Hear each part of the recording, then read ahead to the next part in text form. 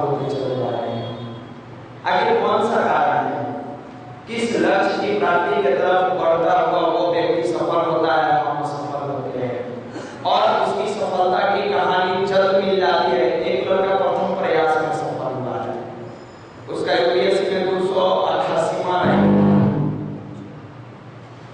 इसके पीछे कहीं ना कहीं आपके मनोबल, जिसको आत्मबल, अध्यात्म की भाषा में कहें तो जिसको सेल्फ कॉन्फिडेंस कहते हैं, आत्मविश्वास।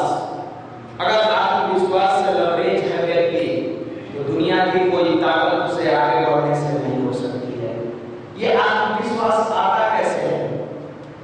इस आत्मविश्वास के लिए क्या कहीं स्पेशल क्लास होता है? कहीं नहीं होता है। आपके अंदर छुपी हुई जखीरा है, जिसको उभारने का प्रयास किया, उभर गया तो आप विजेता है। आप महाभारत की घटना को देखे होंगे, अर्जुन त्रस्त थे। रामायण में देखे होंगे, सीता के अपहरण के बाद बजरंगबली सिर पर हाथ रख के बैठ गए थे कि मां जानकी को कैसे लाएंगे, इतना लंबा चौड़ा समुद्र को कैसे लांघ पाएंगे। वहीं पे जामवंत जी जाते हैं और एहसास दिलाते हैं, तुम वही बजरंगबली हो जो एक नहीं ऐसा एक समुद्र को कहते समुद्र को लांघ लोगे। आप वही हैं जो एक दिन मैट्रिक में जुनून से पढ़ा करते थे तो 70%, 80%, 90% तक आप ही के मार्कशीट में दर्ज है।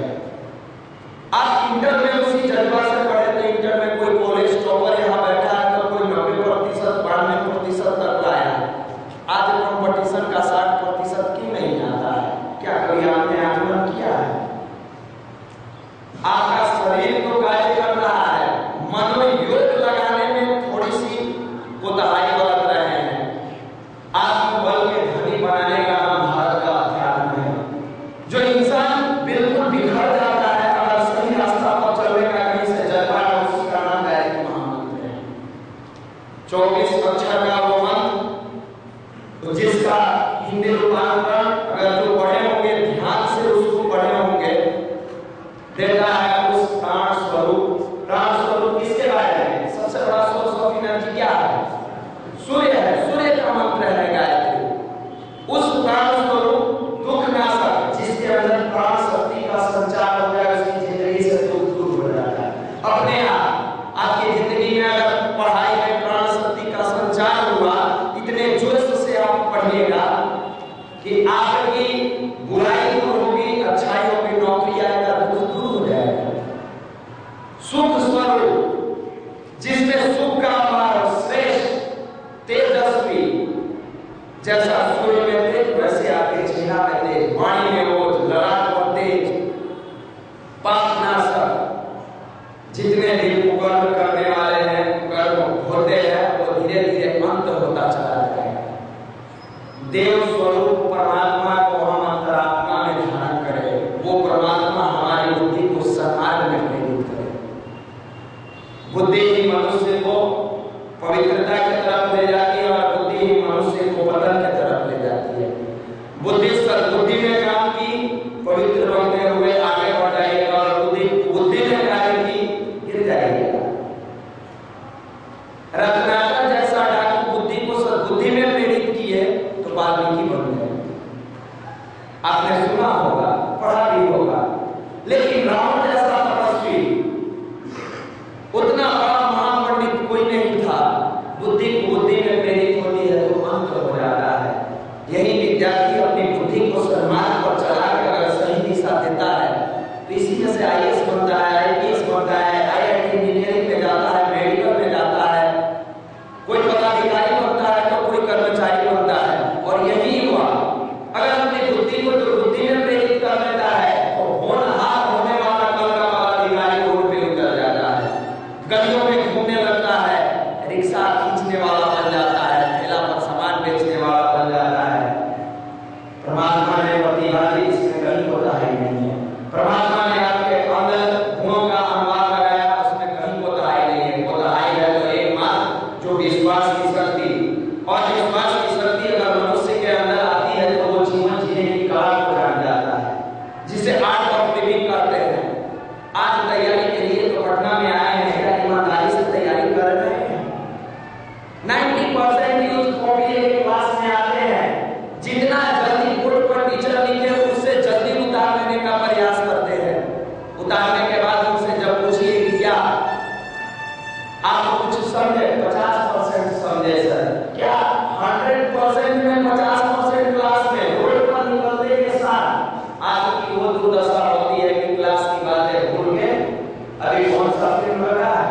वो कहेगा चेन्नई एक्सप्रेस।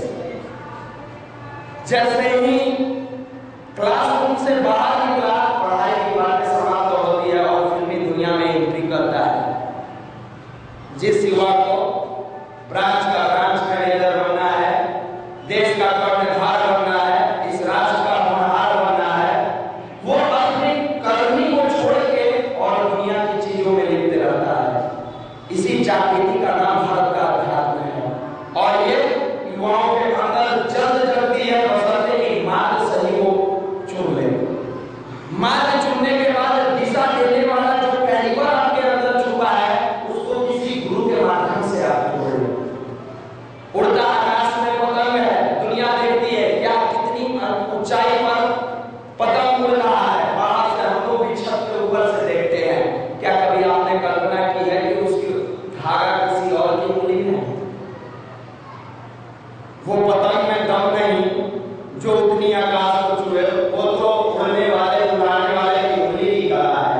हारमोनियम बजता है या नाद बजता है, कितनी खूबसूरत आवाज निकलती है। क्या उस हारमोनियम की आवाज है?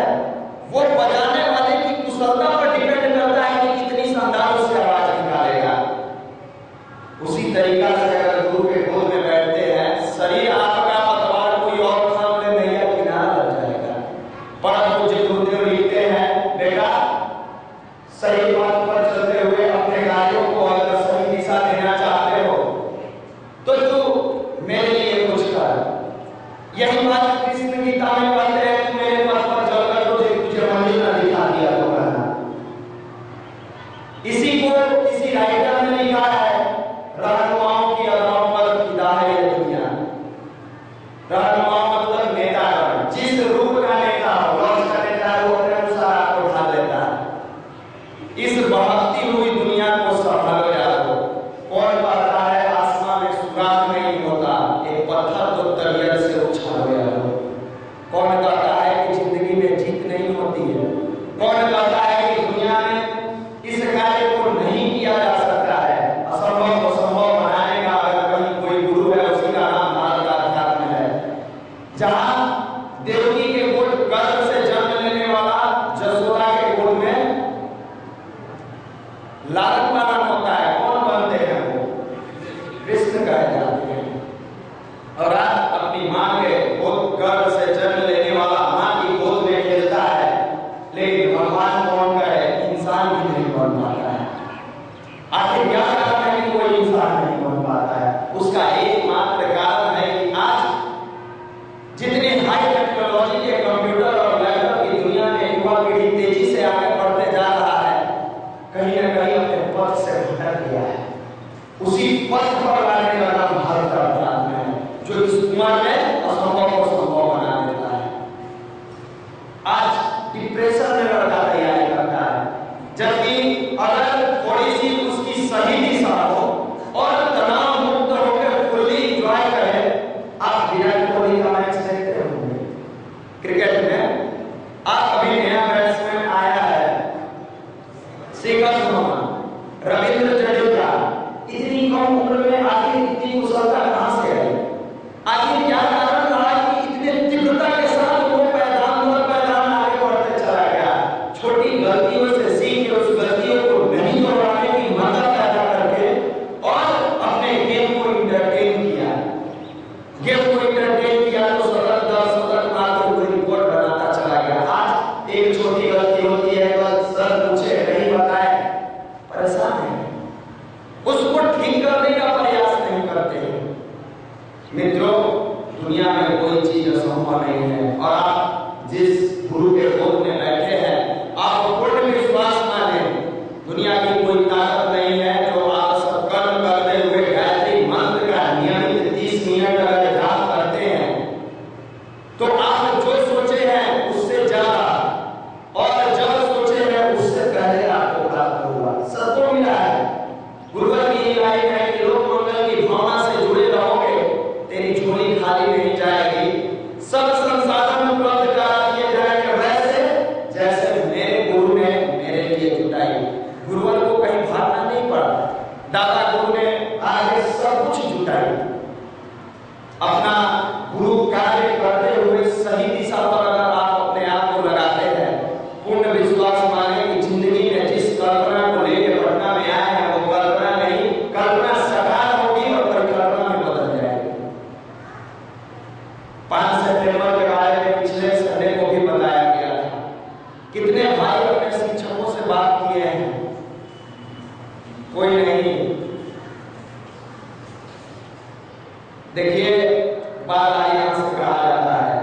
भगवान का नाम लेने में 20 नंबर मिलेगा और भगवान का काम करने में 80 नंबर मिलेगा। अगर मान लीजिए खूब नाम लेते हैं, 20 नंबर मिल ही जाए तो 30 नंबर के बाद तब थर्ड डिवीजन होता है। 30% से ऊपर है थर्ड डिवीजन है, 45 से ऊपर है तो सेकंड डिवीजन है, 60 के ऊपर है तब फर्स्ट डिवीजन है। आपको कुछ नहीं करना है, केवल मात्र शिक्षकों से समय लेना था कि सर भी उनके सम्मान के लिए 5 सितंबर को जो भाई नहीं जानते हैं उनको पता होगा कि अपना रविंद्र भवन बुक हो गया है। शाम में 4 से लेके 8 बजे 4 घंटे का कार्यक्रम, शिक्षक सम्मान समारोह सौ भजन संध्या, मात्र 4 घंटे का कार्यक्रम होगा। हम उन शिक्षकों को बुलाएंगे जो होने वाले देश के कर्णधार को अपने क्लासरूम में बैठा के संभालते हैं, उनका हम सम्मान करेंगे, उनको प्रोत्साहित करेंगे कि आज गायत्री परिवार प्रज्ञा युवा प्रकोष्ठ उन लोगों के लिए सराहनीय योगदान करने वालों के लिए सम्मान कर रहा है जो देश में राष्ट्रभक्त कर्णधार को खड़ा कर रहे हैं। सारे भाइयों से निवेदन है कि आप जहां क्लास में पढ़ते हैं आपको कुछ नहीं करना है, केवल अपने शिक्षकों से समय ले लें, समय को यहाँ बता दें जितना बजे वो समय देंगे, हम लोग 2-3 भाई जाके उनसे मिलेंगे, हम लोग कन्विंस करेंगे, वो अपने आप आ जाएंगे। ये कहीं ना कहीं गुरु का कार्य है। गुरु कार्य करते हुए अगर आप आगे जाते हैं, आपकी झोली कभी खाली नहीं रहेगी। बार बार हम चीजें करते हैं। विवेकानंद